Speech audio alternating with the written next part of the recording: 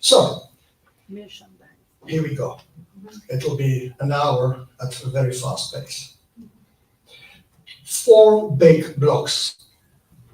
First, a block on AmericaLex-S. You've heard a bit of it, but I want to show you the bigger picture. 2, I will move to meta-lexicography. 3, lexicography itself. And 4, finally, generative AI and lexicography. It seems as if the fly-ins don't work, so you see that logo already. That means that when you see that, things will be translated, summarized to Portuguese. What can I do? Okay. I see the symbol. Alright.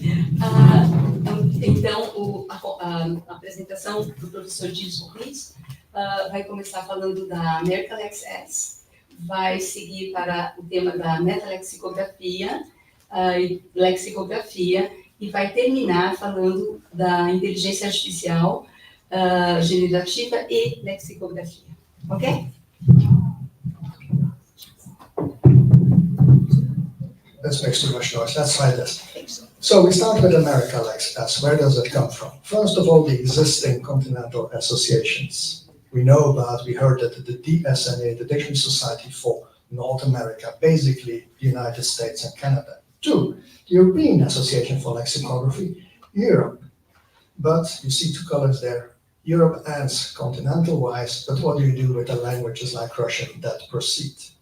3, Australex, especially Australia and New Zealand. 4, Afrilex for the African continent. 5, now you see why it is orange. We include the rest of Russia, AsiaLex, and no, not Antarctica. What is missing? Indeed, South America, Central America, the Caribbean, and even Mexico. So, after some deliberations, we created the Association of Lexicography for the Americas, South, Central Caribbean, and Mexico, which was abbreviated to AmericaLex-S. Why didn't we choose to go for Latin lex? Well, because it's not really geography, it's a language. Because we would be missing out on varieties of English and Dutch, and the indigenous languages also spoken in this part of the world. Why do we need another one? We heard the introduction before we just started about GTLex. It's a national association here in Brazil. You see the abbreviation there, but it's actually only for academics. It also has a journal. You may have noticed it while coming in. It is being advertised. They have a very professional website, all these working groups. If you click on that one, you go to GTLex. So why would you need it? Same with the journal. Here it is, the website of their journal. I see happy people, yes, the editors of the journal there. And you will recognize the faces of the people sit in the room. Well, because, and that's now the summary that will be translated to Portuguese, this is still national. We want to transcend that. So we have these associations, we want a new one. Ok, então AmericaLex surge num cenário em que não existe uma associação de lexicografia para as Américas, Sul, Central, México e Caribe. Né? Nesse contexto, por que nós precisamos, então, de uma outra associação?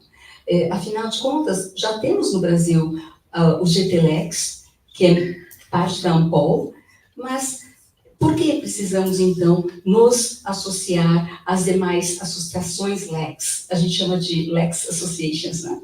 Que é a DSNA, que foi mostrada no mapa, que é da América do Norte, que envolve Estados Unidos e Canadá, Euralex, que envolve toda aquela parte vermelha, Australex, Afrilex e AsiaLex. No primeiro momento, podia-se pensar, por que não Latinlex, não é? Mas numa discussão, numa reunião ampla, que tinha mais de 200 pessoas naquela reunião online, nós entendemos que Latinlex não representa a nossa associação, porque nossa associação envolve os idiomas, que são mais de 560, e envolve línguas indígenas. E Latinx não iria representar bem o escopo dessa associação, ok? Então, nós temos aqui a AmericaLex. Now, why am I interested in all these lexes? I mean, we all work on one or a few languages, but why try to cover the whole world? Well, I'm actually not just a lexicographer, nor even a meta-lexicographer. I'm a meta-lexicographer. So what drives me in this field is to take a bird's eye view of the scientific research that is devoted to the compilation of dictionaries. Now, the last level is known as lexicography, making dictionaries.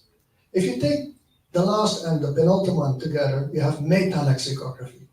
But I want to include this bird's eye view, hence I'm treating meta-lexicography. And that is how the talk is structured.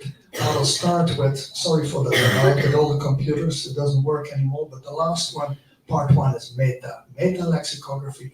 Then I go to meta-lexicography itself to end up with lexicography, and finally you zoom in onto one specific aspect, which will be AI in lexicography.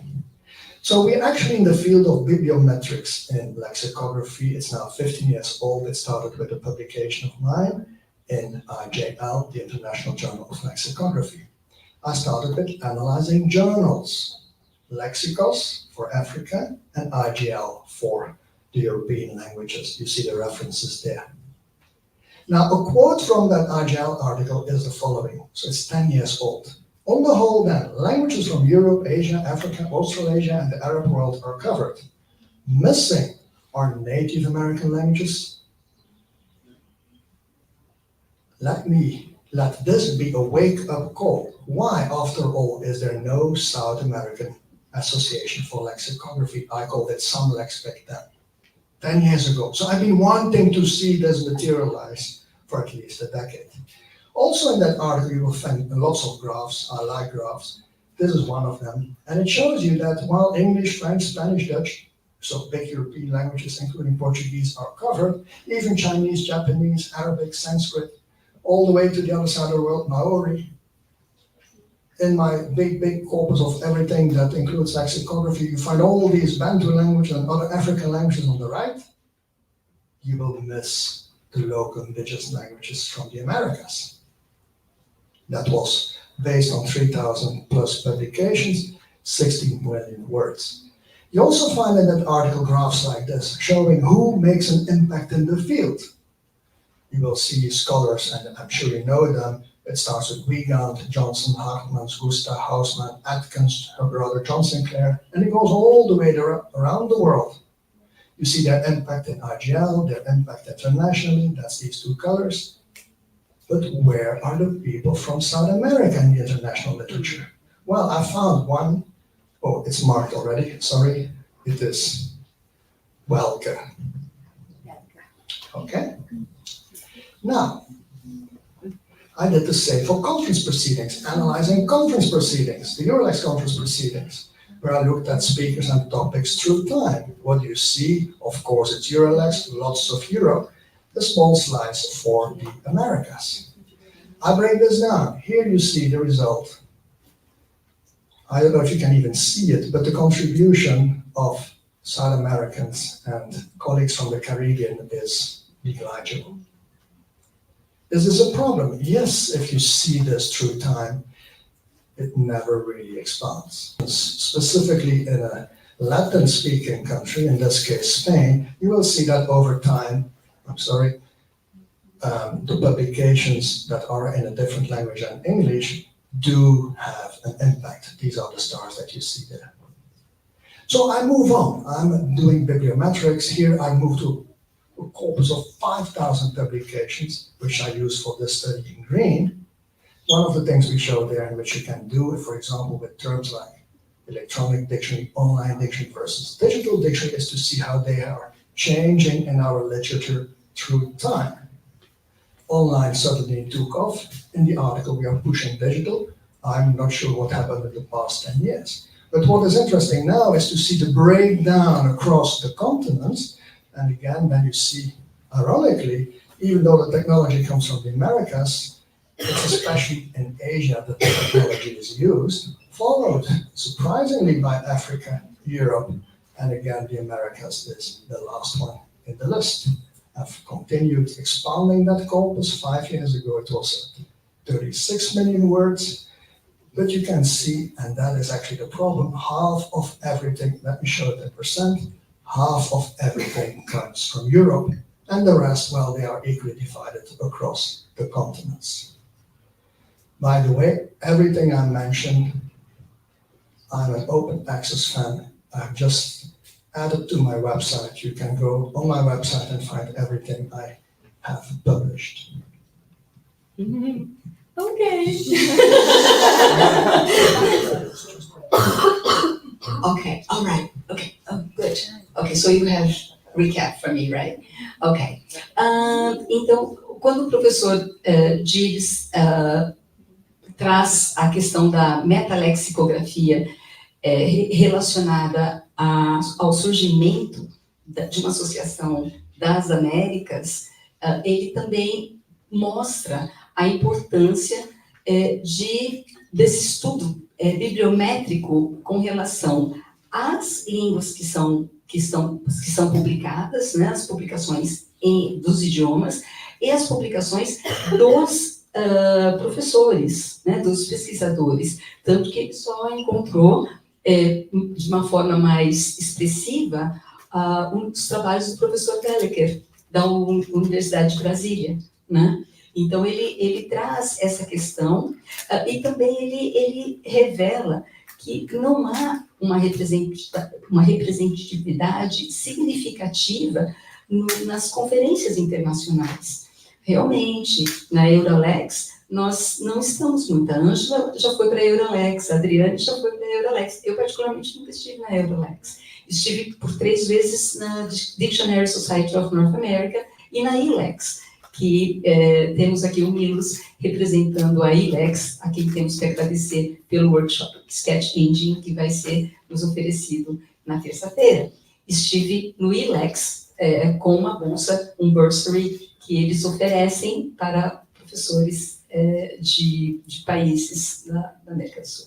Então, as publicações internacionais também precisam ter a presença dos professores e pesquisadores da América do Sul, Central, México e Caribe. Então, esperamos que essa associação ela venha cuidar dessa parte que está, de certa forma, falha. Impressionantemente, ele coloca que, tecnologicamente, os AsiaLex é que mais produz atividades tecnológicas, seguido da África, da Europa e, por último, das Américas. Então, nós não queremos ficar por último, né? Ou, pelo menos, precisamos melhorar isso.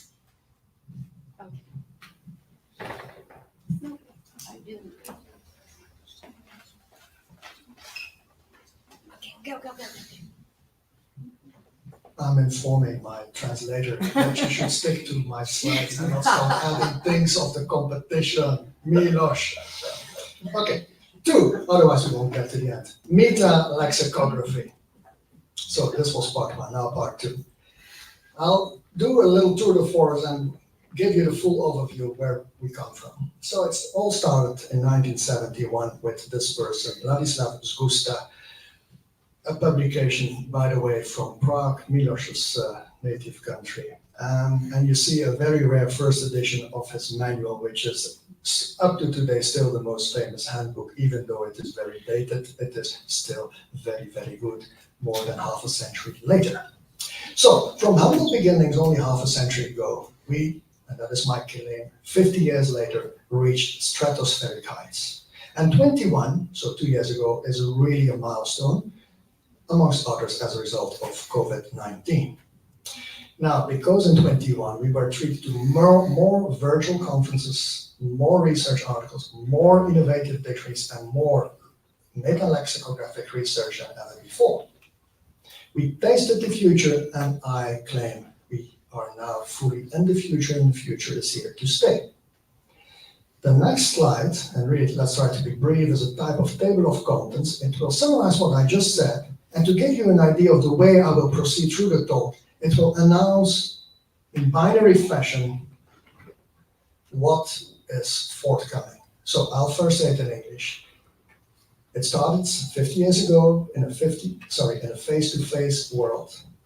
In 21, we entered the virtual world. We will see in sections 2, 3, and 4, we go from none to a few continental associations. Sorry, that was the past. We go to associations for all continents and an active world body. We go from a few publications to massive amounts of research output. And that is also part of meta-lexicography. We go from questionnaires and surveys, and now we go to the unobtrusive logging and analysis of dictionary use. Table of contents of what is coming. Ok. Então, em termos metalexicográficos, agora ele vai mostrar como nós fomos de apenas Zegusta para entrar num mundo virtual que está se tornando híbrido. Como nós vamos de nenhuma associação continental, de poucas associações continentais para todos os continentes envolvidos, de poucas publicações para publicações em massa dos resultados de pesquisas.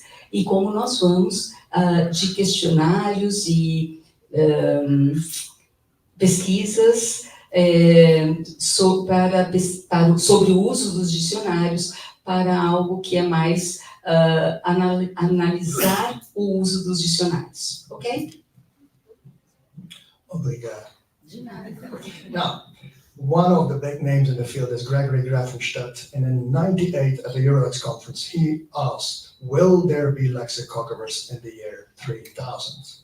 Well, I will argue today that there is a chance, just a chance for our field to survive, but we will have to do it the right way. Now, if that is indeed the case, it also makes sense to look at the future of our field, and that means the future of the discipline of meta-lexicography. So, we start with the conferences of the Continental Associations for Lexicography. Soon after Gustav published his manual in 71, we had the first one, 75, by the DSNA, and this was copied over and over. And you can see a long table, you're not supposed to read everything, but it started with the DSNA, then EuroLex, AusLex, FLex, AsiaLex, and now we are at, it's still between brackets, we haven't finished, we haven't completed, we don't know if we'll survive at 2023, AmericaLex. Then in italics, we also have ELEX and GlobalLex. They're not really continental associations, but I list them because they also hold conferences. Here you see a few key people who were involved. You may know Edward Gates for DSNA, Reinhard Hartmann, Sue Atkins for EuroLex, Bill Ramsden for AusLex, Donnie Princeton and Rufus Strauss for FLex, Amy Chi and Gregory James for AsiaLex. So, as we've heard in the introduction, for a long time there was nothing for Central and South America.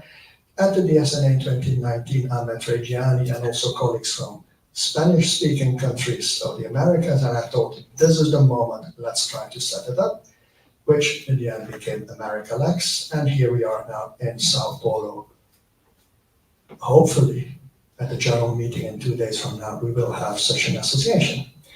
Cross-cutting that, we have ELEX, so this is a group of academics who focus only on the digital aspects of our field. It started in Belgium in 2009, and it certainly has the potential to go around the world.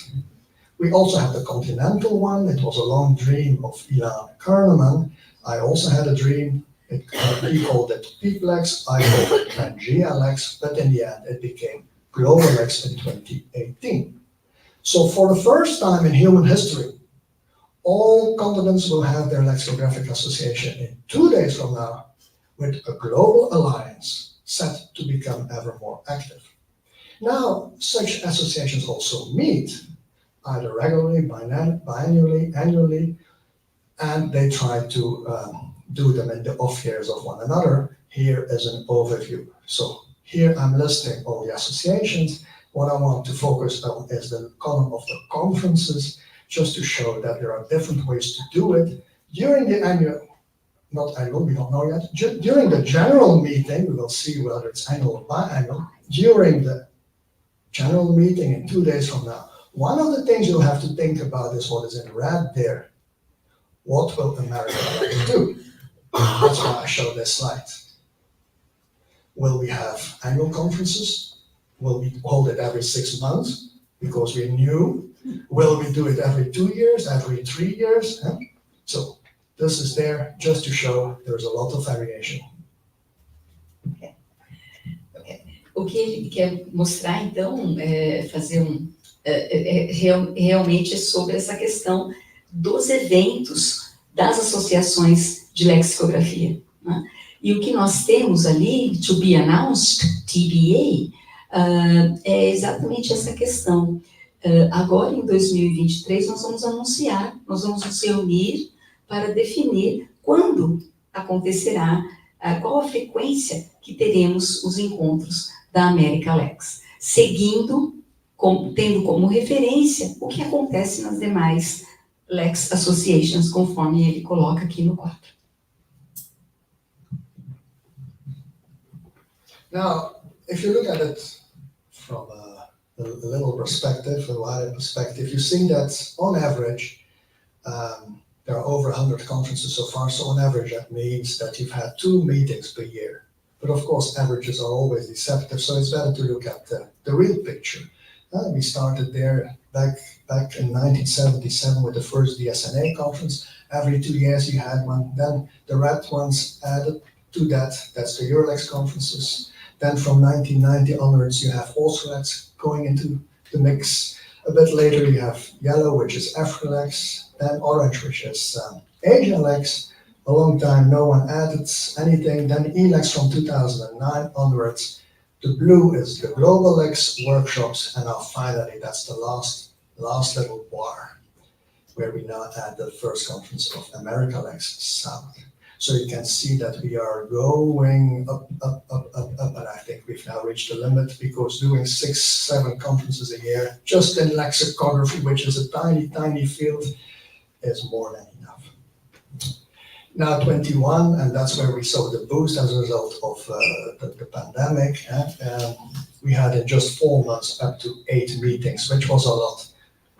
No one attended all 8. It's a lie. I attended as the only one all 8.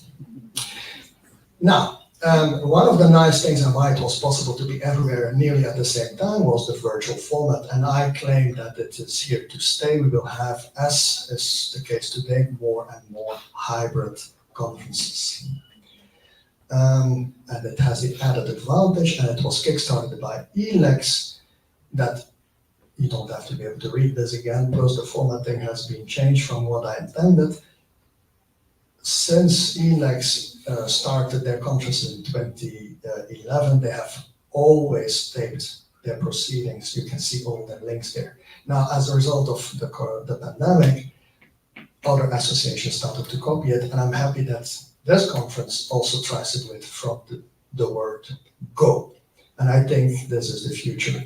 Actually, what we are watching right now is someone's phone version of the stream, which is shown on YouTube right now, and the link is there in red. That's how real time it is now. So, it's still a mixed picture. If you looked at the website, you have all different ways to do it. I'm sure this will converge in the future.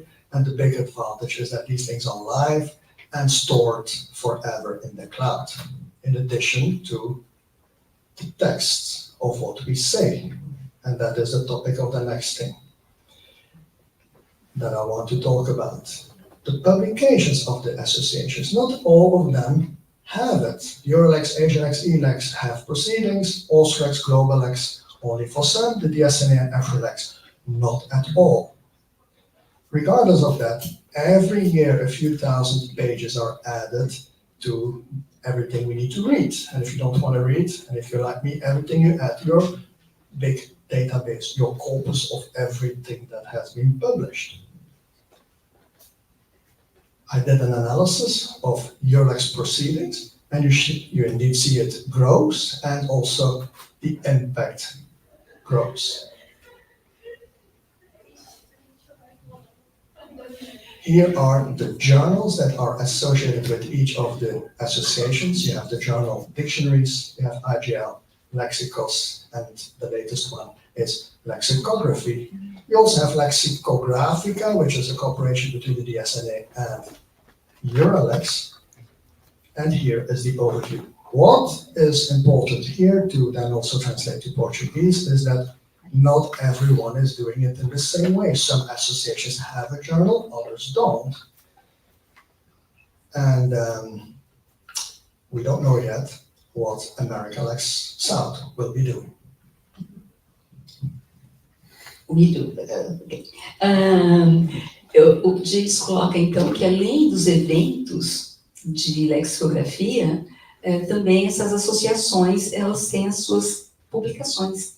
Não há uma regra de publicação, né? Nem todas publicam da mesma forma, com relação aos anais, com relação a ter um journal, uma revista acadêmica. Mas fica aí para a AmericaLex pensar no que vai querer fazer em termos de publicações, ok? Now, GlobalX, as you can imagine, is a champion of cooperation. We had Lexicographica, cooperation between America and Europe, but GlobalX really goes around the world in two ways. They co-locate with LREC conferences every 2 years, and they also organize workshops that co-locate with the continental associations. And when they do the workshops that co-locate with one of the continental associations, the focus is on neology, so lexicography and neology. Here you have an overview of those that have been organized and where they were published. So it proves that GlobalX really is something on top of all the other ones. Now, okay, we have all that. But is it any good? Do we have an impact?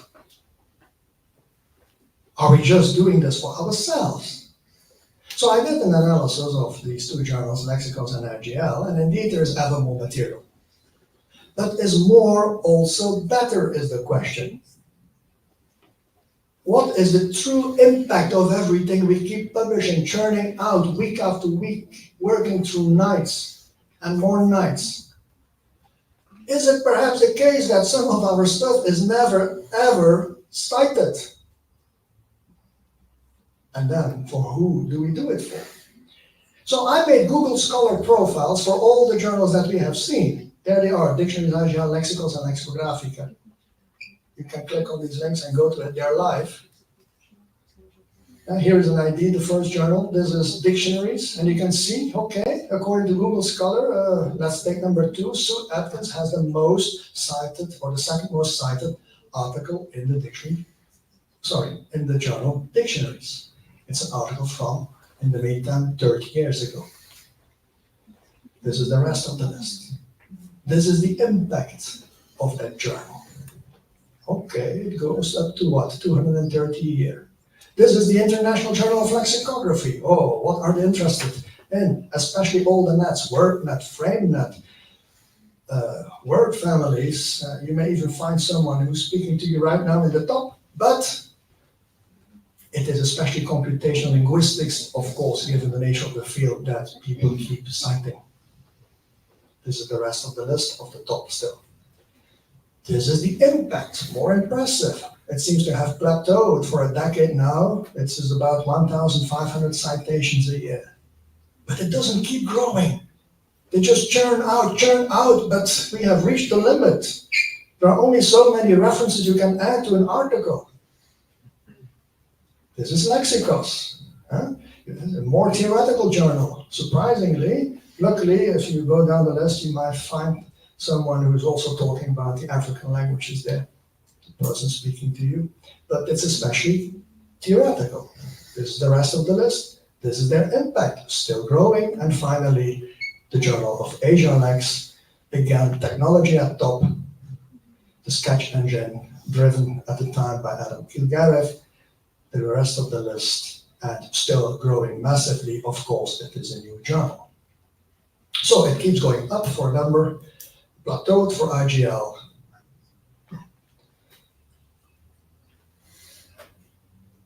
And the question I keep asking myself is, are there articles that end up never being cited? So I now studied that. I wanted to know, can I find an article of mine that has never been cited? Of you that has never, of all of you? Now, the bottom line of this little graph table, is the fourth column, not cited in percent. In IGL, lexicons and lexicography, 40% of everything we write is never cited. It happens to be the same across the journals. Now, that's assuming once is enough, but we know hapax, it can be a fluke. It may be yourself referring to your own article. So let's take out the ones. Look at the last column. Half of everything we write is never cited. Half of everything. So for every 5 journal articles that we write, 2 are never cited. So we should all spend less time, fewer nights, spend time having fun, go to the Oktoberfest in Sao Paulo, yes, rather than write those 2 of the 5 that no one ever cites. Of course, it's the big problem of advertisers as well. Which 2 of the 5 should you never write?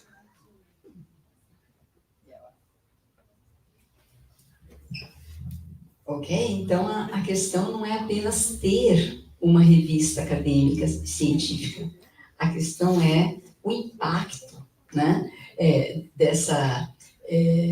desses journal. E o professor Gibbs, ele fez uma pesquisa aí para saber, e tem a conclusão aqui que de cada 5 artigos lexicográficos escritos, 2 nunca são citados. Né?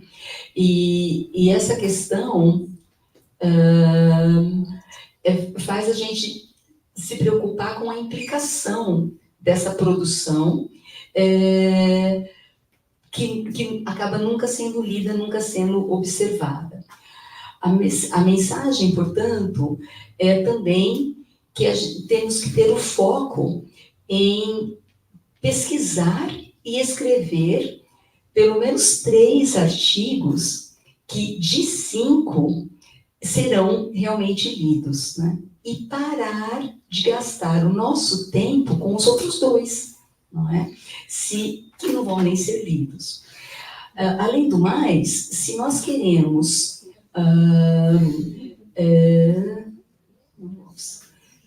se nós queremos pelo menos ter uma única citação, nós devemos simplesmente cortar pela metade, ou pelo menos em 1/3, tudo que nós fazemos em termos de metalexicografia. I want to comment. Robert Lev is live. Robert Lev is the editor of the International Journal of Lexicography. He just commented, of course, he's very unhappy with me claiming this, because that means that 40% of everything he publishes in this journal, I've just claimed is junk. That's not what I meant. And he just commented, there are other reasons we write. For our own promotion. You sometimes need a long publication list, no matter whether people read it or not. The reason he just gave, and you may have seen it flashing there, is it is also used in teaching. Some articles are very good, but basic. They're used in teaching, but because they're basic, no one refers to them. No one cites them. So, but I'm known to be critical and harsh, so now, you see, we have a live discussion. It's good.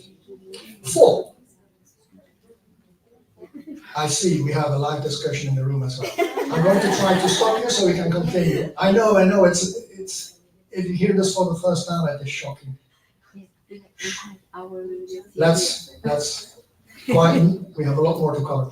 Research into dictionary use as meta-lexicography. As stressed by Rufus House, meta-lexicography used to be separate. We had the discussion ongoing. Used to be separate from dictionary research, but there's this thing. is no longer upheld. So now dictionary research is part of meta-lexicography. So the actual studies of how dictionaries are used is now part of our meta-lexicography. So very briefly, because there are good publications, this time it is not mine. You have very good overviews in Anna Zimianko 2018 and Caroline Müller-Spitzer and her colleagues also 2018. Overviews of that field, how to do dictionary research today. And if you use very fancy stuff like eye tracking, please read the article from Asia by Yukio Tono and the other one by the person I just mentioned, Robert Left, published in Lexicos, the African Journal for Lexicography. If you want to even go beyond that, I have published rather recently a study now that is longitudinal. You look at what people do over a whole decade, and you see that tracking people's usage habits on the internet helps you even to design smart graphical user interfaces. Okay. It has been signed, everyone understood. So briefly, the future of the dictionary, the future of meta-lexicography. Many people have thought about it, but in uneven ways. So I tried the following. I took my database of thousands of publications. I took all those that make claims about the future, and I divided them as follows. Are they practice-inspired, are they theory-oriented, or are they data-driven? And do they talk about lexicography or the theoretical aspects, meta-lexicography? And this is what we get. Let me start with the first column. Practice-inspired. 2/3 of everything we write is basically, we have found something in our own work and we want to talk about it. 20% of the articles we write has to do with theorizing and writing about it. And only 12% about deal with what I'm doing now. You use lots of data and you just see trends in that. Which of the two is more frequent, lexicography or meta-lexicography? Of course, it is lexicography itself.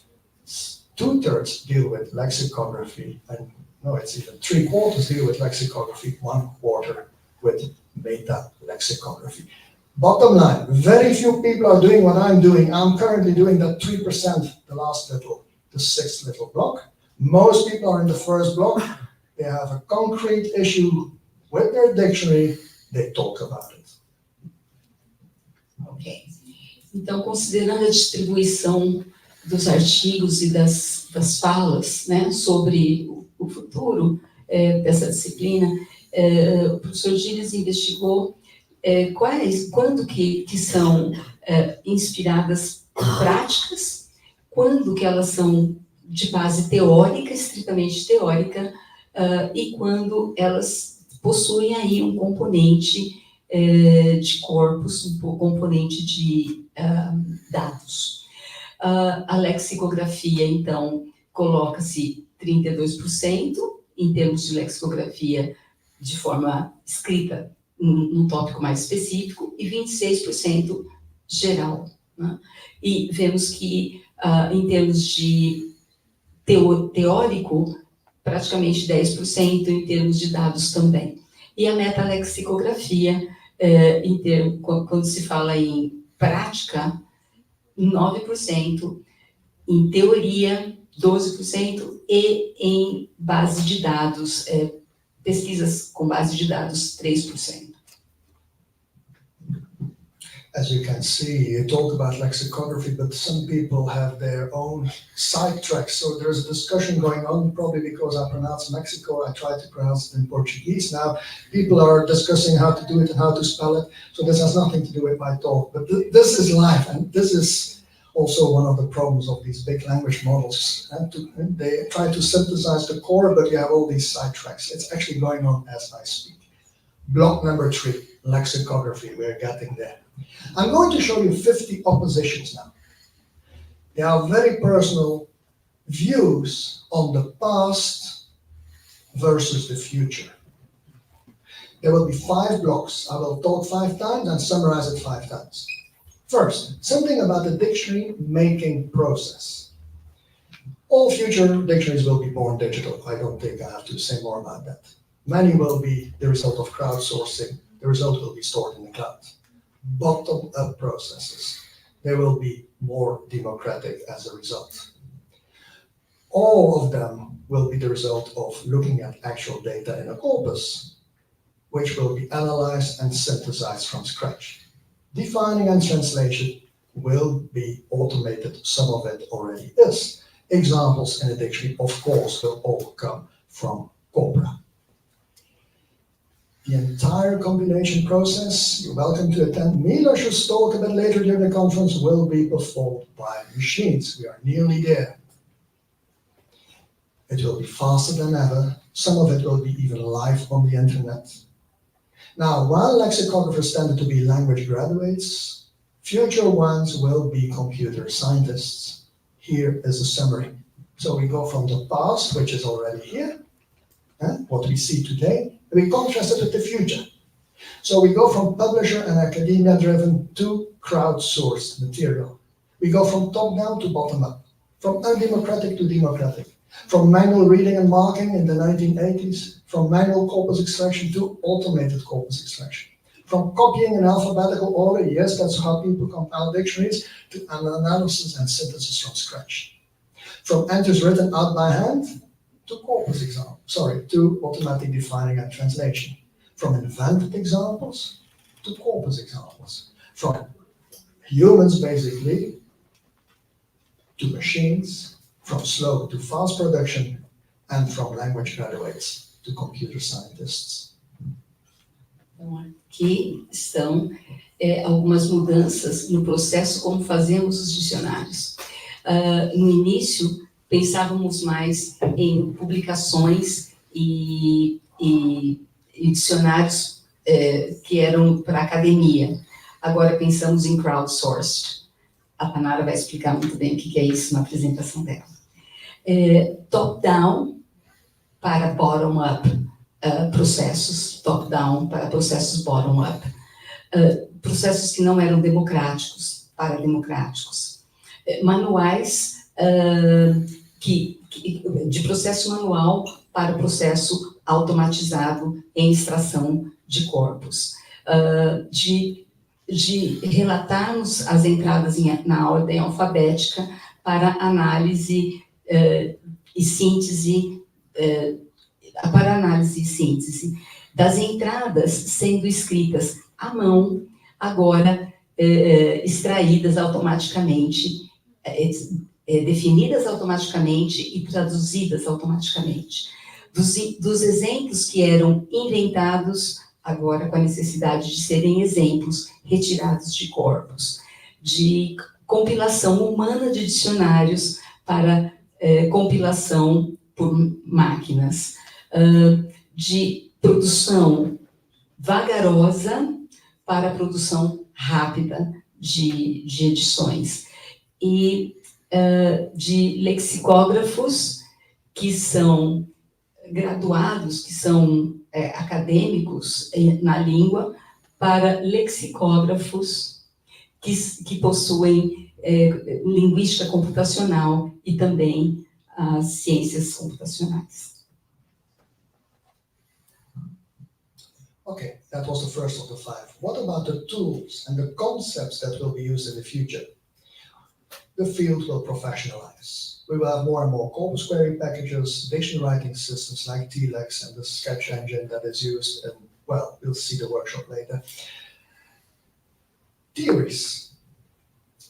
I hope we will always depart from a theory. It could be any of these that you see listed there with their authors. Will it be meaning text theory by Melchuk? Will it be frame semantics by Fillmore? Will it be construction grammar by Lakoff, Fillmore, and the others there? Will it be generative lexicon by Pusteyevsky? Or will it be my favorite, the theory of norms and expectations by this man here, Patrick Hanks? Now, if you look at the dictionary field today, you will see that people try to call some works glossaries, others vocabularies, still others terminologies. Dictionaries versus thesaurus, encyclopedia. This is something from the past. These distinctions will be learned. Now, this is an important point, and it's in bold. All but a few of the existing dictionaries show an undue insistence on meaning.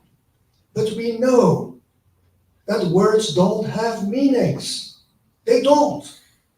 They only have meaning potentials, which are triggered by the context. So future dictionaries will show uses only, because that's all you need. And it will then map meaning onto use, which is, of course, what Patrick Hanks has been saying for several decades. A particular problem of bilingual lexicography, and I have an example here, is that they try to cram 8 dictionaries in one. I'm holding 8 dictionaries. It has, well, first of all, they try to please both the native speakers and the learners. Then they try to have a dictionary that is both decoding and encoding. And they put the 2 sides in one, so 2 times 2 times 2, it's 8. 8 dictionaries in one. The result of working like this is that you pull, you tear at the source language to fit in the target language. So the target language always exerts a pull on the source language, something that Sir Atkins has been saying for several decades, since '96 at least.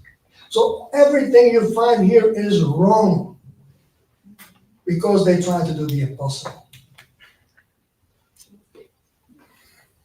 Another thing where theories and new concepts have come from is not from copying what people in the West, or especially in Britain, have been doing. No, the new ideas will come from dictionaries for languages of limited communication, will come from inclusive dictionaries. Yes, dictionaries for signing, and dictionaries even for endangered languages and languages that have to be revitalized, like those in Australia. So here is the overview. Past versus future. We go from shoeboxes and word processors to corpus query packages and dictionary writing systems. We go from a theoretical vacuum to linguistic theories. We go from a fixed dictionary types to a blurring of those types. A focus on meaning to a focus on use. Bilingual dictionary, this pool of the target language will disappear, and it won't be the dictionaries of the major languages anymore, but the small languages, the inclusive ones and the endangered ones, which will show the new ways because they need new approaches. Okay, can you just... Okay, thank you. Então, mais uma vez, a questão do passado, do presente e do futuro com relação a, agora, às ferramentas e conceitos, né? Então, nós saímos aí de pequenos gabinetes, de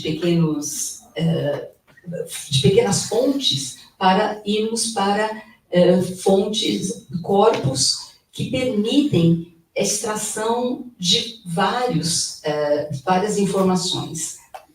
Um sistema que permite a extração de várias informações. Nós saímos aí de teorias que ficaram, né, anunciadas para teorias definitivas e definidas como linguísticas. Nós saímos de dicionários exatos, de dicionários padrão, como a gente também diz, para dicionários de vários tipos. Nós saímos do foco do significado para o foco no uso. Nós saímos de experts que juntam tudo numa coisa só para dar um tratamento apropriado ao que estão fazendo. E nós saímos de dicionários apenas para os principais idiomas para dicionários de línguas minoritárias e dicionários inclusivos, como dicionários de línguas indígenas e dicionários que também retratam uma tendência, algumas tendências. I didn't follow fully the Portuguese, but the point was, these will not be the main dictionaries of the futures, but they will drive the theorizing about how to compile dictionaries of the future. A grande questão é que Esses itens vão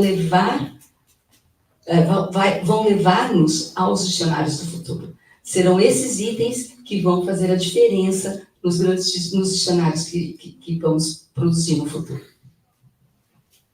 Now, how will the dictionary look like? The appearance of the dictionary. Think of a dictionary today, and most of us, given our age in this room, are still thinking something like this. Ask my children about the dictionary, and they will stare at you, and at best they will show this. Okay. So, where's a dictionary? It's intangible. It's digital. However, future dictionaries are also dynamic rather than static. They will have levels of granularity, layers of varying complexity. You will be able to switch on certain slots in your dictionary. They will be search-centric. If I search for a restaurant, I want one in Sao Paulo, not one in Ghent today. Right, so it should be the same. If I search for a meaning, I want the meaning that I need in a specific context. I don't want to see 20 pages for the verb run and 300 meanings.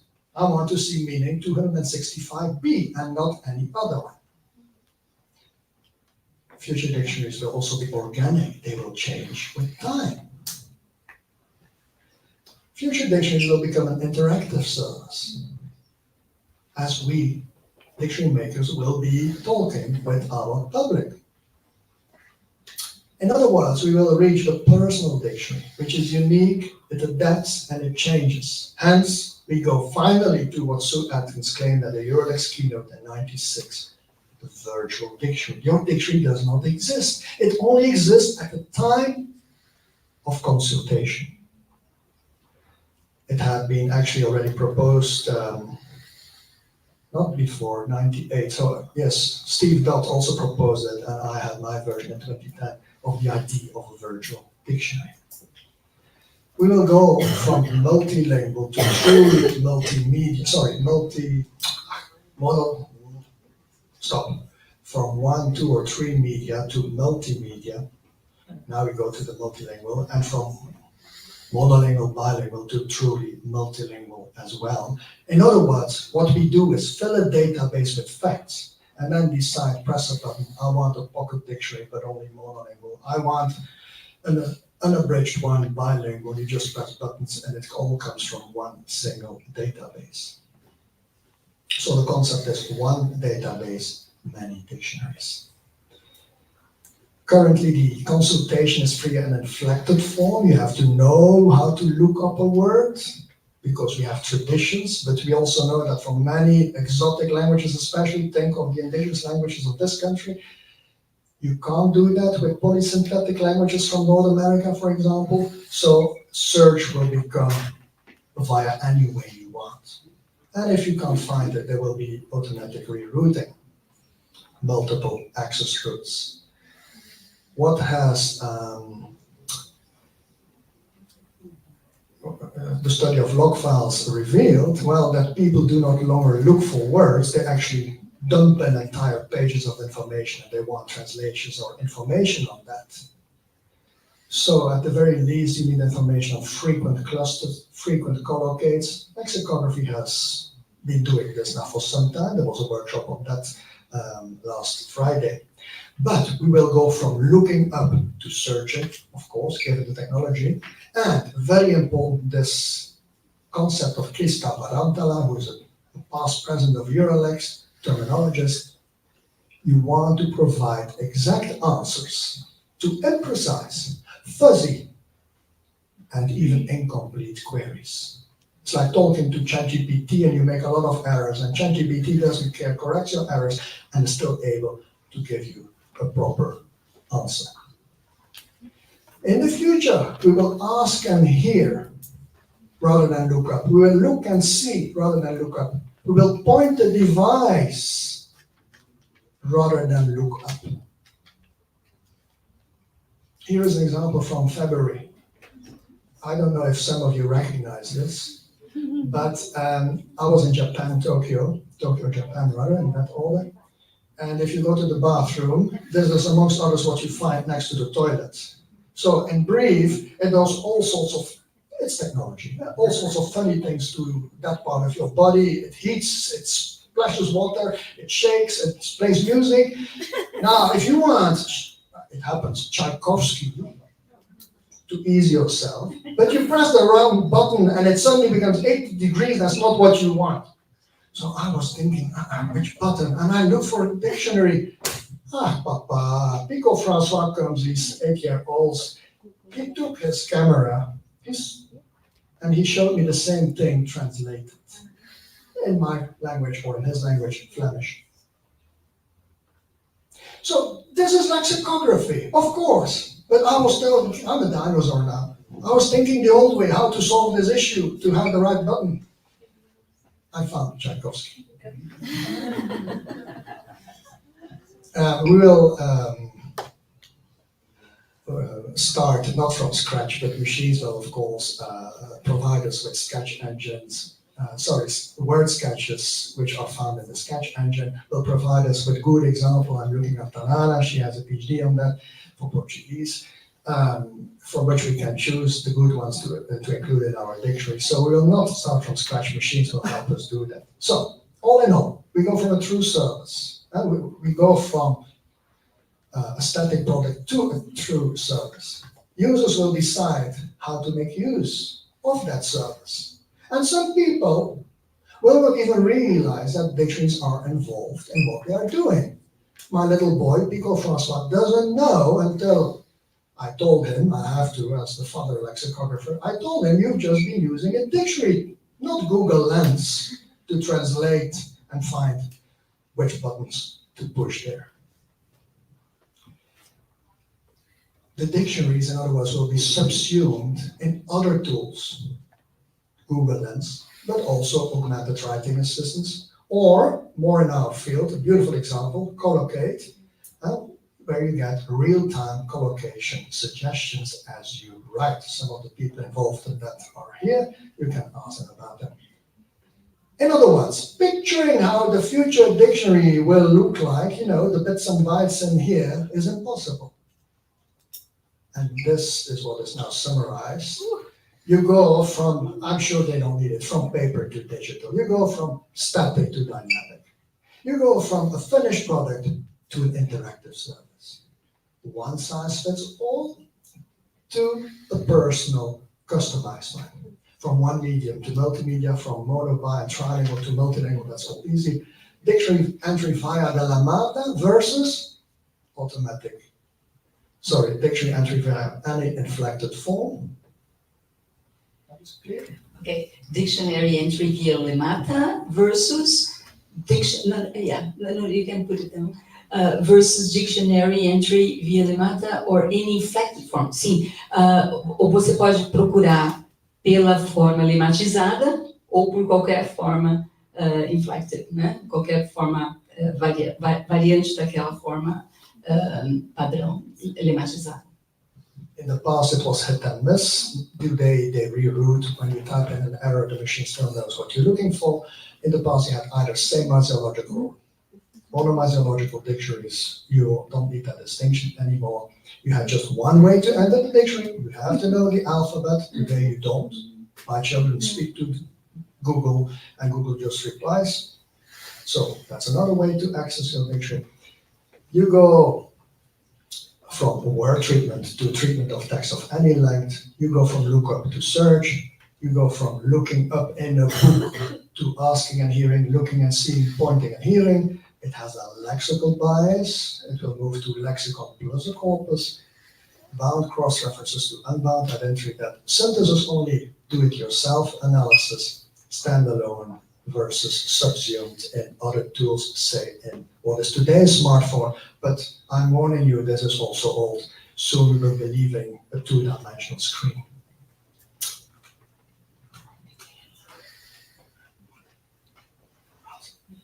Now, what are the facts about the dictionary? When future dictionary users will use their dictionaries, they will know a few things about them. They will know it's always up to date, because if they're not up to date, they won't be used. Think of a monitor corpus. No one is interested in yesterday's news, the location of yesterday's traffic jams. Future dictionaries will give you context-sensitive answers. The problem of word-sense disambiguation will be solved. Here's an example from a Merriam-Webster dictionary. The concept first papers. Perhaps for those who don't know, in America, the first papers are papers declaring the intention filed by an applicant for citizenship as the first step to become a naturalized American. Now they have examples there, automatically generated. And what is the problem with them? Last week, the first papers from a collaboration between so-and-so. That's nothing to do with what we need. So I skipped the first two. Let's see further down. In the month since the first papers, the ages of some, no, that's wrong. Marcus has said that it is one of the first papers to show, no, that's not what I want. After publishing his first papers on the subject, you just get frustrated with current online dictionaries that have been automated in this way. They are there to help you guide and explain the meaning by giving you example sentences, automatically generated, but no one checks whether they're also relevant. They are not. Now, at least at the bottom, they say, well, it's automatically generated and any opinions expressed in the examples do not represent those of Merriam-Webster. It's America. They have to protect themselves. But I'm going to sue them because they give me wrong information. I don't care about their issues. They are telling us they're going to provide us with lexical analysis and the synthesis of it. They have this fancy dictionary, and after 200 years, this is what they give us. So, the future is here, but not always. We still need, and we'll come back to that, human input as well. Future users will know that the dictionary is always helpful, because if it's not, they will stop using it and there will be no advertising. They will know they interact with the machine, and they know machines don't make mistakes. Well, we've just seen they do. But still, users will think a machine is always right. Future dictionaries will be at their best with neologisms, because we need the new information about the new. So if someone talks about Covefe one day, the next morning you must know what it means. Let's just go to this. Dictionaries used to be always out of date. Today they will be up to date, or rather not today, in the future. We go from context-free information to context-sensitive answers. In the past, dictionaries were sometimes helpful. They will always be helpful. They were for machines. They were for humans. They will become for machines. And the focus now turns to neologisms. Ok, então, mais uma vez essa comparação, né, de passado, presente e futuro, considerando que os dicionários eles tinham uma tendência de ficar fora de moda, né, as palavras obsoletas, e agora passamos para palavras atualizadas, para conteúdo atualizado.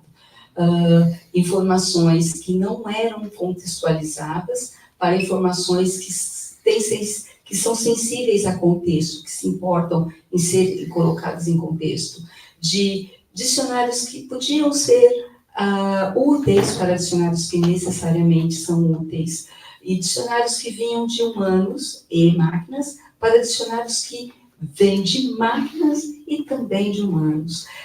O foco, que era mais diacrônico, tinha um componente histórico mais forte, para um foco mais na língua corrente, que podemos entender a questão dos neologismos mais presentes nos dicionários. And then finally, what is the image of the dictionary? Well, the image is a self-effacing one in the future. The focus will be not on prescription as it is now, but on just describing a language. And we, lexicographers, will basically hand over control. We go to an open-ended coverage, a ragbag, if you want. Only free dictionaries will be good dictionaries. People will stop realizing that they even need dictionaries. They will just be containers of mere facts, public goods, freely copied, used, reused, without acknowledgement. The reference publishers will disappear. We will have a monopoly.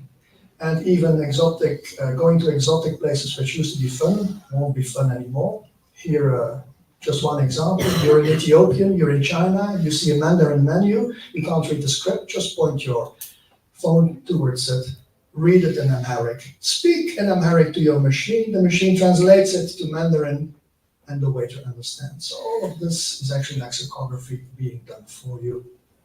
There will be the lexicographies, which makes a dictionary look like a dictionary. You know, the abbreviations and all the funny things lexicographers use will disappear because there's no need for this. But with this, the symbolic value will disappear.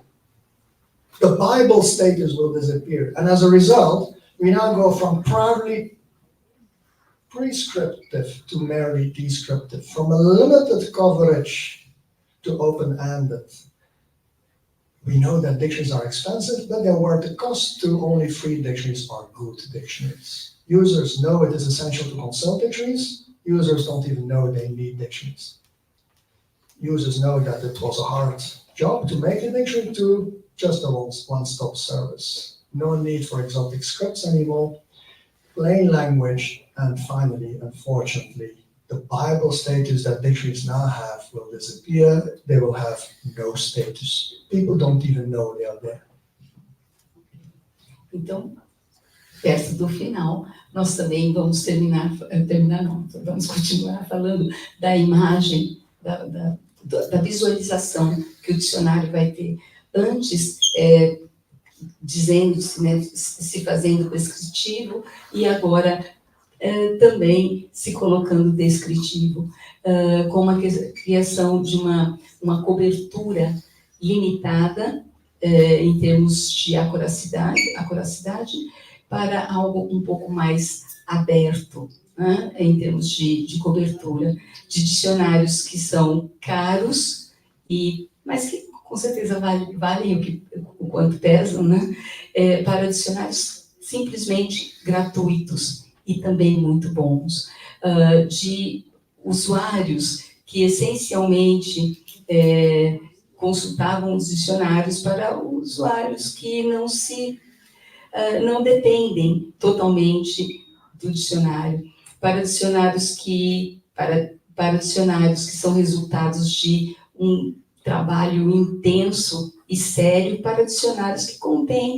aí alguns fatores um pouco mais flexíveis, né? E são feitos de uma forma mais livres, para publicações de referências que são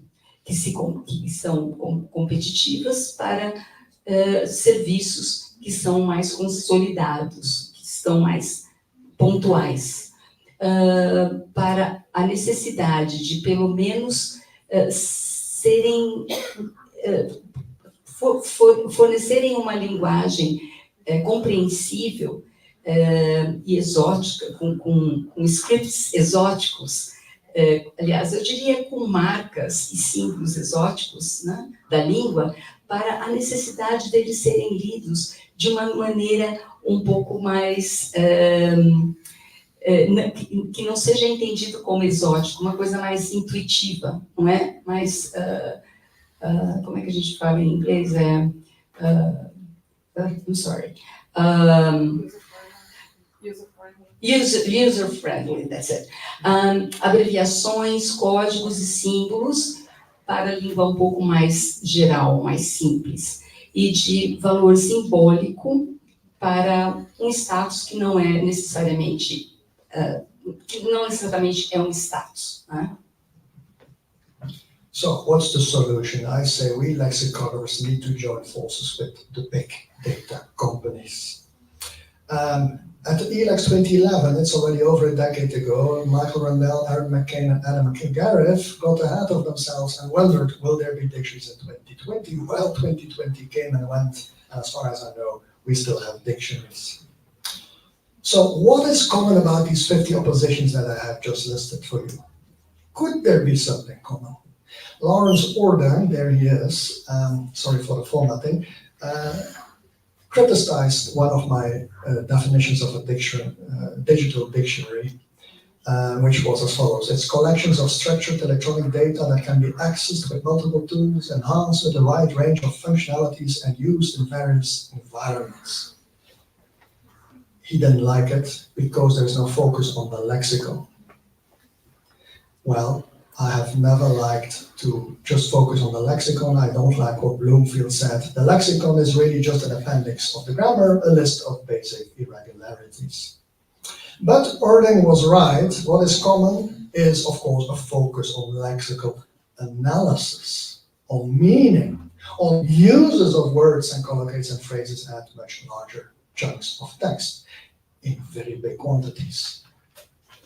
Also, I did not even have the word language in my definition. Again, I was thinking ahead, seemingly 2 decades ago. For me, it was about the zeros and the ones, the bits and bytes.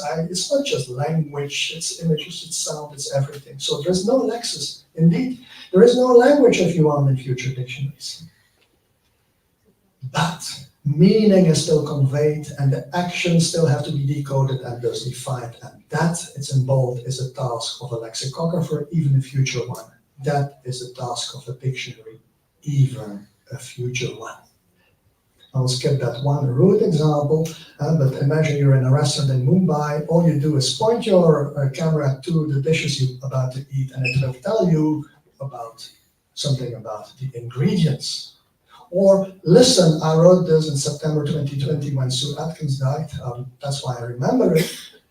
On the day she died, I wrote that sentence. I said, the future will be, you will take your phone and you will just be able to touch it and play the sound that you hear. And if it's a Russian folk tune that Beethoven recomposed in one of his string quartets, the machine will tell you. Now you will be very surprised, at least I was this weekend when Reggiani and her family took me out, and suddenly, I can't do the fly-ins now here, okay, but we were listening to music, and Reggiani's daughter, because we're looking for the author of the song, just pointed her smartphone towards the singer, and indeed, seconds later, we had all the details about who composed the song. Damn it. I predict something and there it is already before it is published. Now they will publish that thing in 2024. So, future will be about search engines, e-commerce platforms, mobile apps, social networks, personal computers, blogging sites. Forget lexicography. Future lexicographers will be data scientists, and our profession will be gobbled up by them. So what is left for us? What can we do? Here. And again, apologies for the formatting. Here is the answer. We go back to this book from the 80s, republished in 2009, Sidney Landau, The Art and Craft of Our Fields. We will always be better than machines in taking computer-generated summaries on how language works, on how language is used, to derive meaning from that. We will always be better to understand lexis, language use, and all types of meaning, and be better equipped to interpret and synthesize it than people in any other profession. And certainly better, I claimed, and I still want to claim, than machines, no matter the sophistication, and the AI involved. But see in a few seconds or minutes rather what I have to say on ChatGPT. So, you have to bring in Sue Atkins, her virtual dictionary. Think of a map. If you want to know where you are, you just open Google Maps and it shows you the map and it moves through time and space. This is where lexicography has to go to. Here are all these big data companies.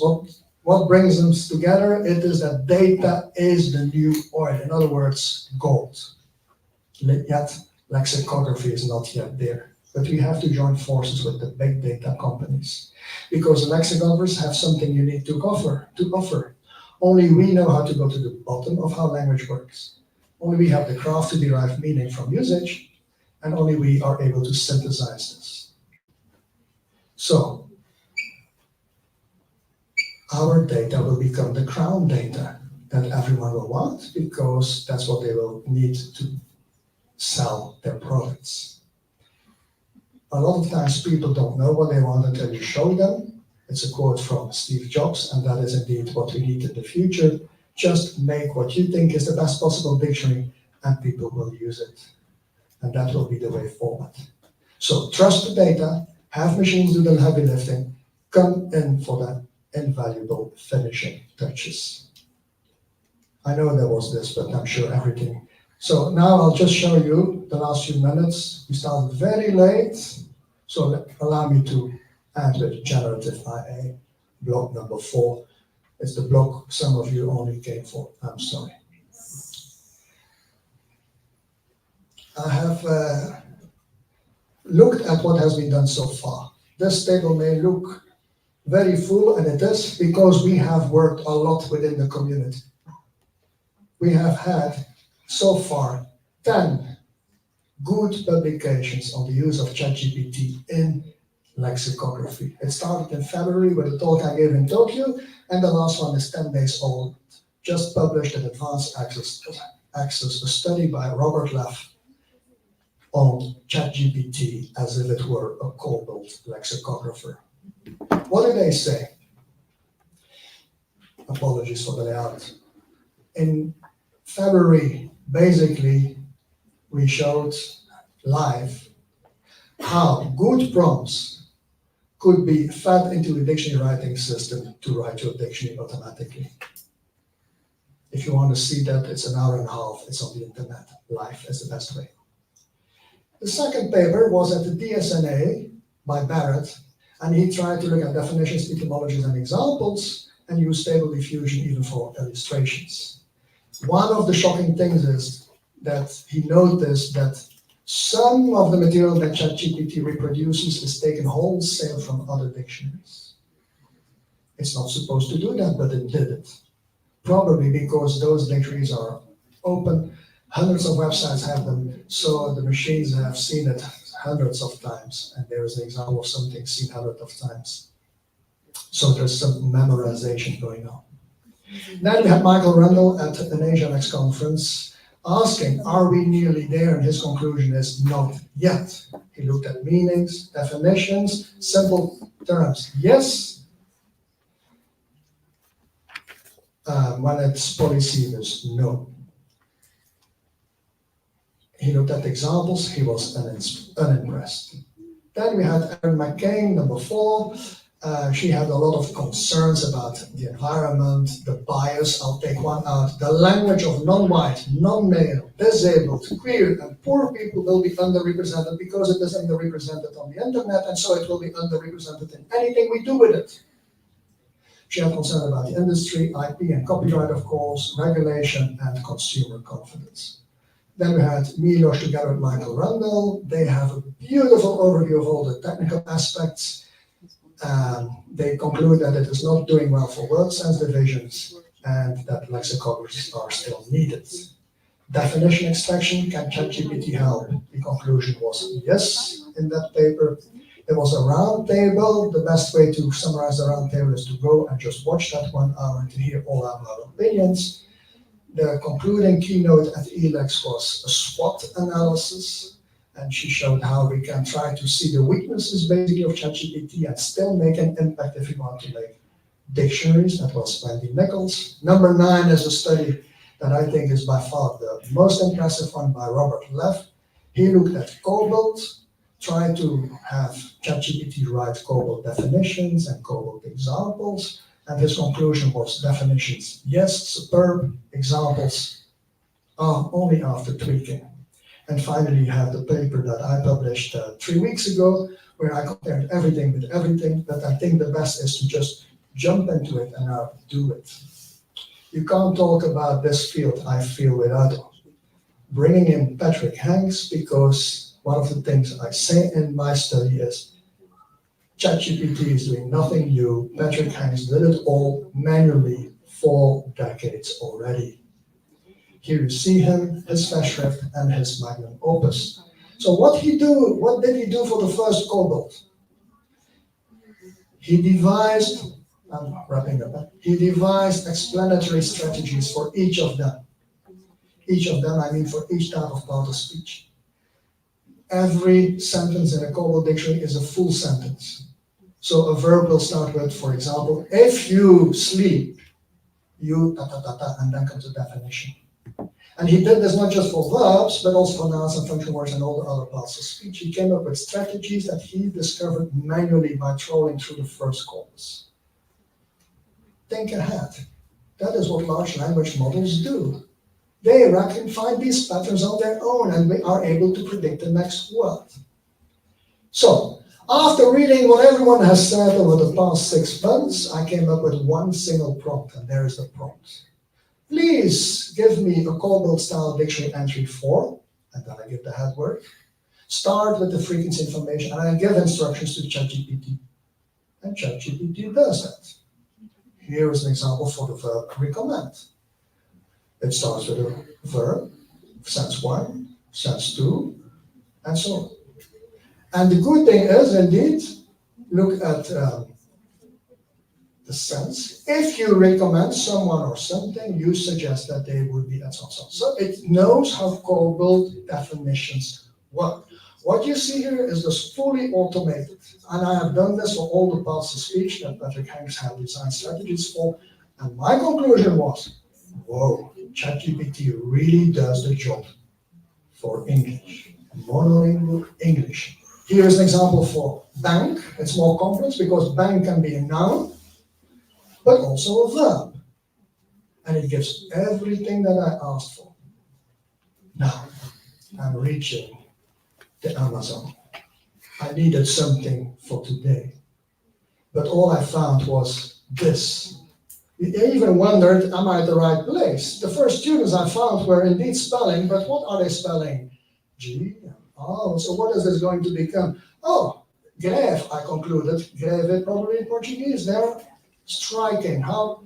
Let me use that word, I thought. So this was taken 2 days ago here on campus. In that building, they're indeed on strike.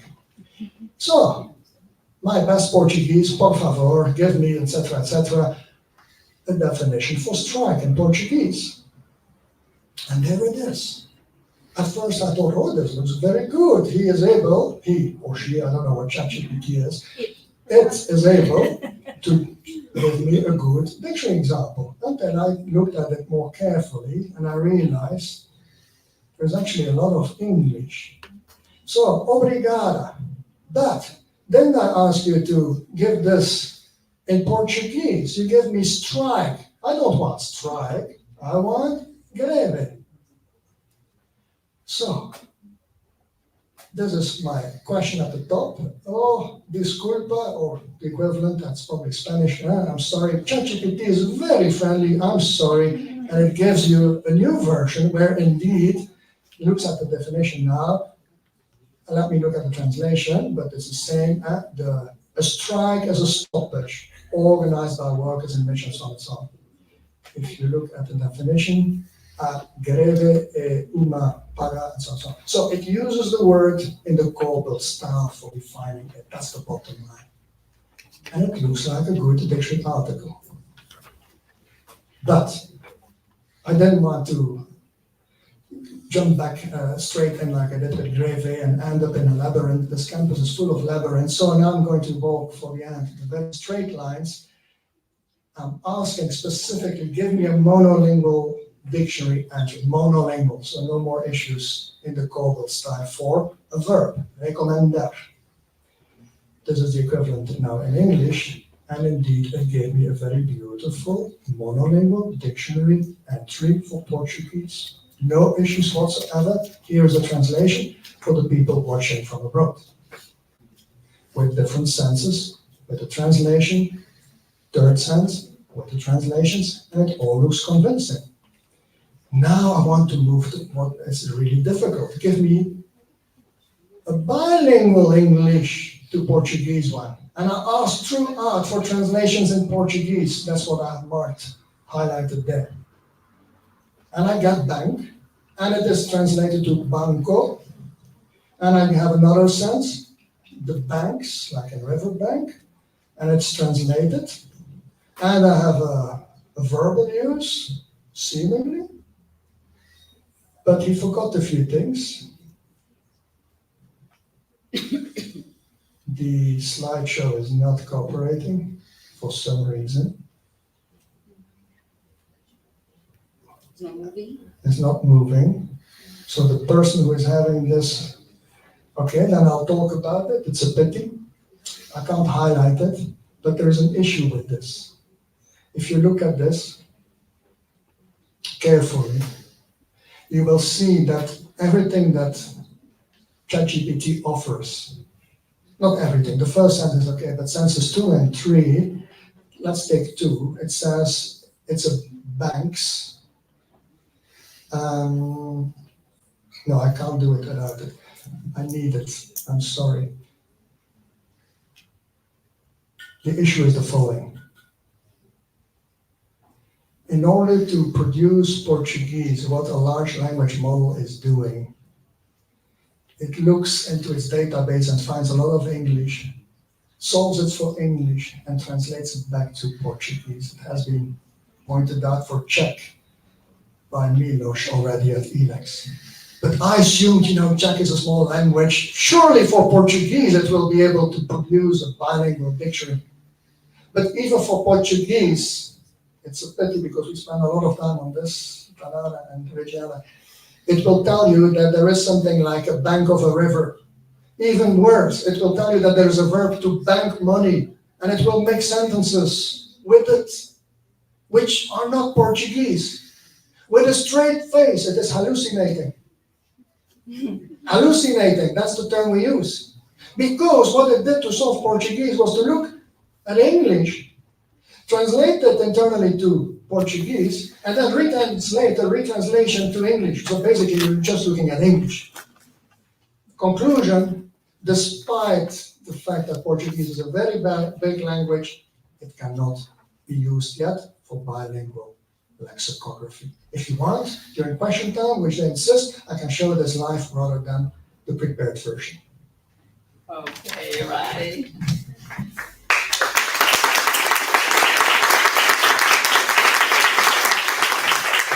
Olha, o pessoal fala, né?